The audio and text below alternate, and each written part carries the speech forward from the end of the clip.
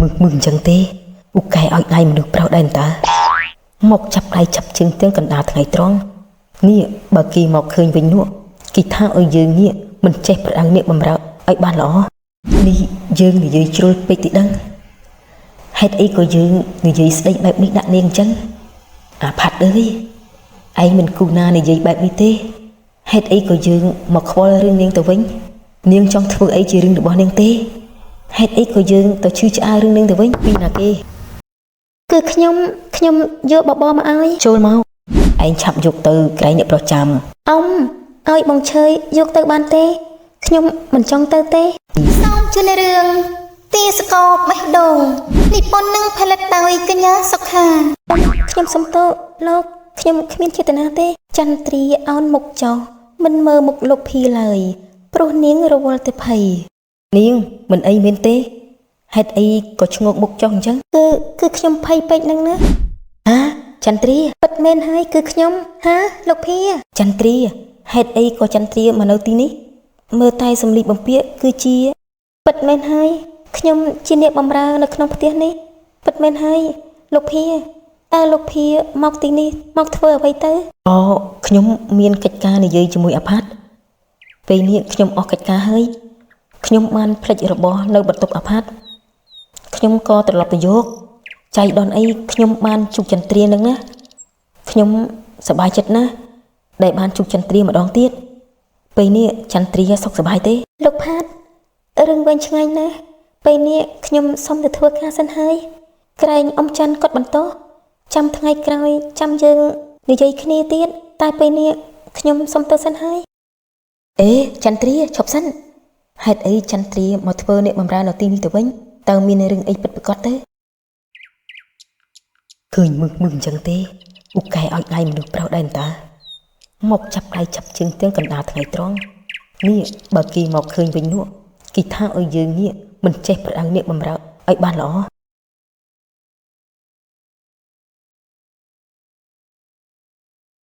ông niệm bọc hạt miên song xa hay miên tê ông có một đằng đài thá niệm bọc hạt miên song xa hay được nấu nụ nấu sọc hết ấy có anh su rừng đi tàu vinh anh miên tê tê ông nhom miên ấy tê nhom khơi say mình niệm mau bị ngày một nụ cái tha chia song xa niệm bọc hạt nhom con tại trong đăng tha say mình niệm nụ chia song xa niệm bọc hạt bệt men rửa ớt miên rừng mình miên nụ mình tiện tu đừng anh tê dưỡng chỉ niệm bầm ra có mà trẻ đăng rừng chỗ vai ấy chắp được thưa cả từ lần nghịch nì anh giúp ca mà lý tao niệm say phong cha ông nhom tăng hơi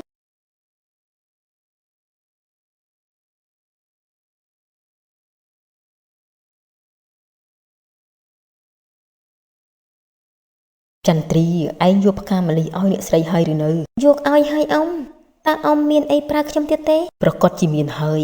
anh giúp bò niệm tự oi niệm pra nó không mà tục phong hơi nâng bằng em pro ngày niệm pro trong hộp bằng em anh chạm dục từ cái niệm pro chăm ông oi bằng chơi dục từ ban tê nhung mình trong tơ tê ni vì say anh mình bàn tê pro niệm pro oi anh dục tự oi chạm từ cái niệm pro clean công mò pro cái ấy niềng chơi kê tơ bầm ra lục say hơi ông có bàn tay từ các bạn đây niệm đợt tây hộp mình chân anh bên tê ban chỉ trong ai nhom dục ai anh rồi u ấy chập từ tê ông nhom tơ hơi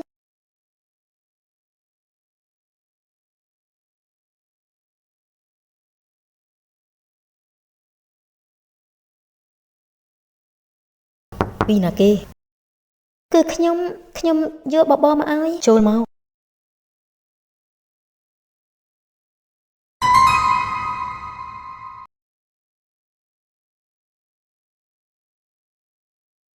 niệm pro bò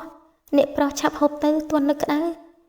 ba niệm pro ở cách ca hơi nhom xong tới sân hơi chọc sân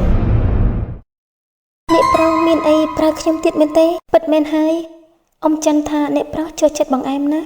từ ông chân thưa bằng em dược bằng ai niệm pro chắp hộp tới bằng em nhom pro cất gì hộp hơi em mình miền em đôi nhẹ khá tê em chiêng bằng em môi cha đi tiệt tiết nè pro hai chi mình hộp bài hay một tới pro chiết em vì chỗ không luôn ở hơi niệm pro អ្នកប្រុសនិយាយស្អីខ្ញុំស្ដាប់មិនយល់ទេនាងធ្វើពើឬធ្វើមិនដឹងនាងដឹងខ្លួនច្បាស់ហើយមែនទេថានាងកំពុងធ្វើអីនៅក្នុងផ្ទះខ្ញុំនេះបើគេឃើញគេមកនិយាយនោះគេថាឲ្យខ្ញុំនេះមិនចេះប្រដៅអ្នកបំរើមិនបានល្អនេះនាងកុំគិតថានាងមិនបានឲ្យដៃពុកម៉ាក់របស់ខ្ញុំអ្នកប្រុសនិយាយស្ដីទុកកិត្តិយសឲ្យខ្ញុំផងខ្ញុំមិនបានធ្វើដូចជាអ្នកប្រុសនិយាយទេហើយខ្ញុំក៏មិនបានចាប់ដៃចាប់ជើងដូចជាអ្នកប្រុសនិយាយទេលោកភានិងខ្ញុំគ្មានអ្វីនឹងគ្នាទេយើងគ្រាន់តែជាមនុស្សស្គាល់គ្នាពីមុនតែប៉ុណ្ណោះខ្ញុំស្គាល់គ្នាតាំងពីខ្ញុំមិនទាន់មកនៅទីនេះទៀតផងនេះខ្ញុំមិនឆ្ងល់ទេថាអ្នកទាំងពីរស្គាល់គ្នាតាំងពីមុនមកអញ្ចឹងតើបានជាជួបគ្នាញញឹមផ្អែមល្ហែមសប្បាយរីករាយបែបនេះផ្ទះរបស់ខ្ញុំមិនមែនសម្រាប់ឲ្យនាងធ្វើរឿងស្មុគគ្រោកបែបនេះទេអ្នកប្រុសហេតុអីក៏អ្នកប្រុសនិយាយមើលងាយខ្ញុំបែបនេះខ្ញុំក៏ជាមនុស្សដែរខ្ញុំក៏មានបេះដូងក៏ចេះឈឺចាប់ដែរអ្នកប្រុសនិយាយស្ដីមើលតែខ្ញុំមិនមែនជាមនុស្សអ្នកប្រុសមើលងាយខ្ញុំចែប្រមាថខ្ញុំព្រោះខ្ញុំជាទាសករមែនទេនាយផាត់មិននិយាយស្ដីព្រោះគេគិតថាខ្លួននិយាយជ្រុលបន្តិចចន្ទ្រាក៏បានដើរបណ្ដើរយំបណ្ដើរក្នុងទ្រូងស្ទើបែកប្រេះព្រោះតែទាសករគេជេរប្រមាថមើលងាយក៏ដោយនាងសុខចិត្តទ្រាំទាំងក្តីឈឺផ្សា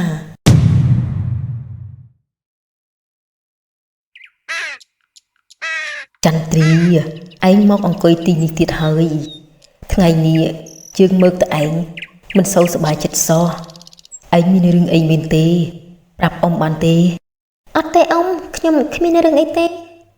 ខ្ញុំគ្រាន់តែនឹកពុកនឹកម៉ែតើតាំងពីខ្ញុំមកនៅទីនេះ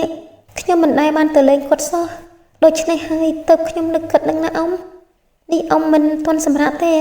អ៊ំមិនទាន់ងុយទេហើយចន្ទ្រាឯងមកនៅទីនេះយូរណាស់មកហើយមានរឿងអីអាចប្រាប់អ៊ំបានជិតគ្រប់1ឆ្នាំហើយ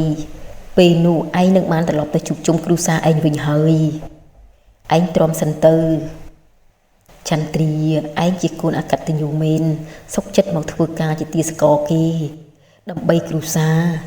យើងពិតជាអាណិតឯងណាស់អរគុណហើយអ៊ំដែលអាណិតស្រឡាញ់ខ្ញុំទ្រាំនៅទីនេះបន្តទៀតទោះបីហត់យ៉ាងណាក៏ដោយក៏ខ្ញុំទ្រាំដែរណាអ៊ំ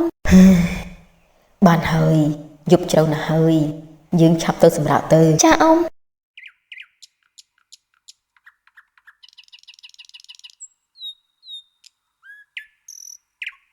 នេះយើងនិយាយជ្រុលពេកទីដឹងហេតុអីក៏យើងនិយាយស្ដីបែបនេះដាក់នាងអញ្ចឹងអាផាត់អើយឯងមិនគូណានិយាយបែបនេះទេហេតុអីក៏យើងមកខ្វល់រឿងនាងទៅវិញ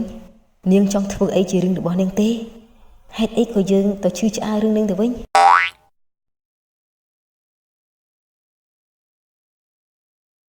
លោកបងនេះលោកបងទៅផ្ទះបោះស្បានោះទៀតហើយមែនទេនេះលោកបងនៅនឹករឿងអតីតកាលមិនភ្លេចមែនទេពេលនេះលោកបងមានខ្ញុំហើយហេតុអីក៏លោកបងធ្វើបែបនេះដាក់ខ្ញុំជប់ណាក៏លោកបងទៅទីនោះដែរនេះលោកបងមានគិតពីអារម្មណ៍ខ្ញុំខ្លះទេម៉លីហេតុអីក៏អូននិយាយបែបនេះអូនចង់ឲ្យបងភ្លេចរឿងអតីតកាលយ៉ាងណាបងនឹងគេធ្លាប់មានអនុស្សាវរីយ៍ជាមួយគ្នាដែរបងពីមុនបងមិនដែលមើលថែគេឲ្យបានល្អទើបបានគេស្លាប់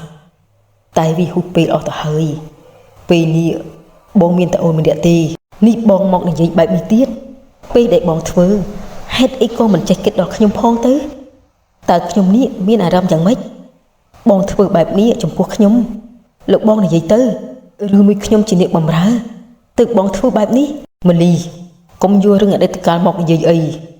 បងមិនចង់រំលឹកទេបើបងមិនស្រឡាញ់អូនទេបងព្រមយកអ្នកបម្រើមកធ្វើប្រព័ន្ធដែរមែនទេថ្ងៃក្រោយកុំនិយាយរឿងនេះទៀតគឺលោកបងទេដែលនិយាយរឿងនេះបើបងស្រឡាញ់ខ្ញុំមែនតំណែងអ្នកស្រីធំនៅក្នុងផ្ទះនេះបងប្រគល់ឲ្យខ្ញុំហើយលោកបងបែរជាទៅស្ដាប់កូនរបស់លោកបងទៅវិញសូម្បីតែទ្រព្យសម្បត្តិនៅក្នុងផ្ទះនេះក៏ខ្ញុំគ្មានចំណែកដែរម៉លីអូននិយាយកាន់តែវិញឆ្ងាយហើយ ទ្រព្យសម្បត្តិទាំងអស់មិនមែនជារបស់អូនទេអូននៅរាល់ថ្ងៃនេះដេកស្រួលហូបស្រួលសម្លៀកបំពាក់ក៏មានសពគ្រប់តើអូនចង់បានអ្វីទៀតផ្ទះមួយខ្នងដែលបងប្រគល់ឲ្យអូនហើយតើបើអូនមិនសុខចិត្តទេបងកើតគុណប្រុសឲ្យបងមួយមកតំណែងលោកស្រីធំនៅក្នុងផ្ទះនេះបងប្រគល់ជូនអូនភ្លាមលោកបងបានន័យថាអាកចាស់នេះចង់បានគុណប្រុសអញ្ចឹងឲ្យយើងមានមិននឹងកើតទៅបើឯងមិនដែលមិនបានទេយើងត្រូវតែមានគុណឲ្យបាន